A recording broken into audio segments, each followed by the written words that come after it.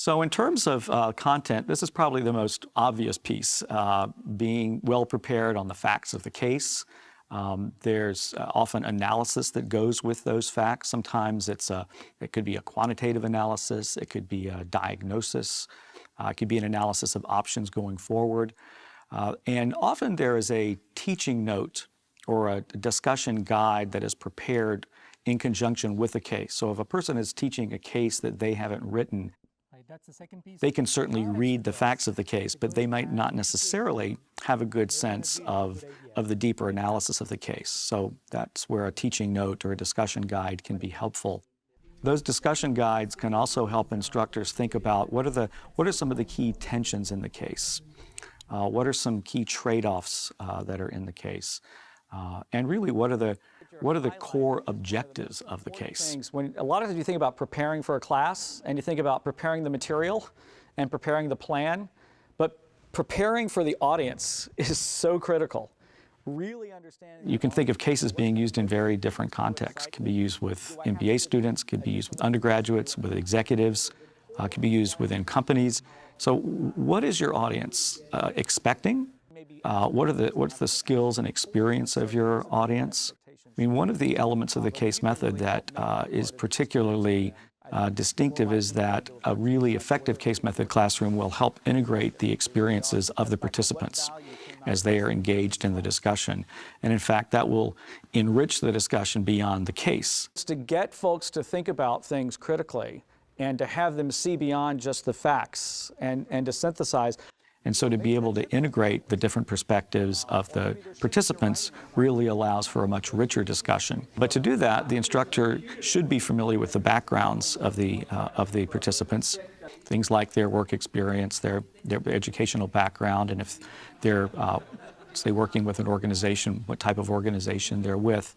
And I think even learning the names of the participants, being able, something that's fairly subtle, but can you identify and pronounce the names? Can you develop a rapport with these participants so that you can build that sense of trust within the classroom?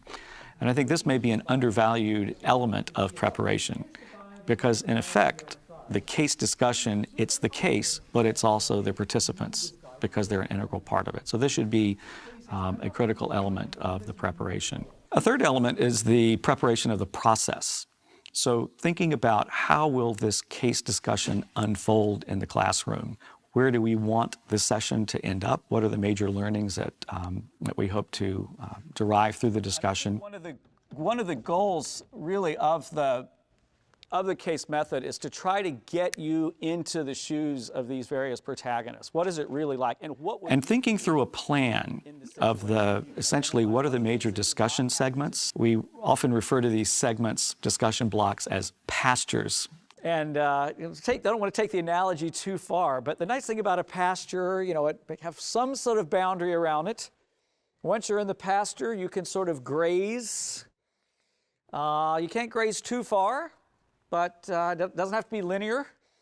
It may not be predictable. You might run across a little ledge here, a little water, and then it may be time to move to the next pasture. You got to somehow get everybody, into the next one. And that's a little bit of the analogy that we use with case teaching, that you want to set some structure, some boundaries on the discussion and on individual elements of the discussion, but within that allow a certain amount of flexibility as to where that discussion goes, how the issues are explored. Michael, why are you making this distinction between the company's legal counsel, Martha, and hiring your own legal counsel? And so as you're putting the process, the planning together, you want to think about kind of what's the main progression of the discussion? What are the major blocks of discussion? About how much time would you want to devote to those elements of the discussion?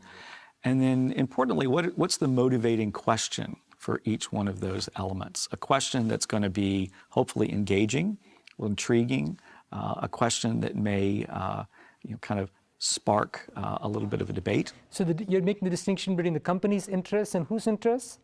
And then you also want to think very much about the transitions between those segments. How are you kind of providing some connective tissue across the class?